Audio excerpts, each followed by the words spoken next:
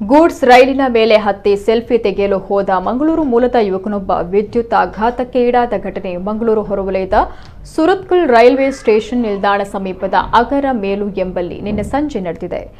ಮಂಗಳೂರಿನ 21 ವರ್ಷದ ಸಲ್ಮಾನ್ ಪಾರಿಸ್ ವಿದ್ಯುತ್ ಅವಘಡಕ್ಕೆ ಒಳಗಾದ ಯುವಕನಾಗಿದ್ದಾನೆ. ನಿಲುಗಡೆಗೊಂಡಿದ್ದ ಗೂಡ್ಸ್ ರೈಲಿನ ಮೇಲೆ ಹತ್ತಿದ ಸಲ್ಮಾನ್ ಫಾರಿಸ್ ಸೆಲ್ಫಿ ತೆಗೆಯಲು ಮುಂದಾಗಿದ್ದಾನೆ. ಆದರೆ ಪಕ್ಕದಲ್ಲಿದ್ದ ಹೈ ವೋಲ್ಟೇಜ್ ತಂತಿಗಳನ್ನು ಗಮನಿಸದ ಕಾರಣ ವಿದ್ಯುತ್ ಶಾಕ್ಗೆ ಉಂಟಾಗಿ ಭಾಗಶಃ ಸುಟ್ಟು ಹೋಗಿದ್ದಾನೆ ಅಂತ ತಿಳಿದು ಬಂದಿದೆ. ಗಾಯಗೊಂಡ ಯುವಕನನ್ನ ಖಾಸಗಿ ಆಸ್ಪತ್ರೆಗೆ ದಾಖಲು ಮಾಡಲಾಗಿದೆ.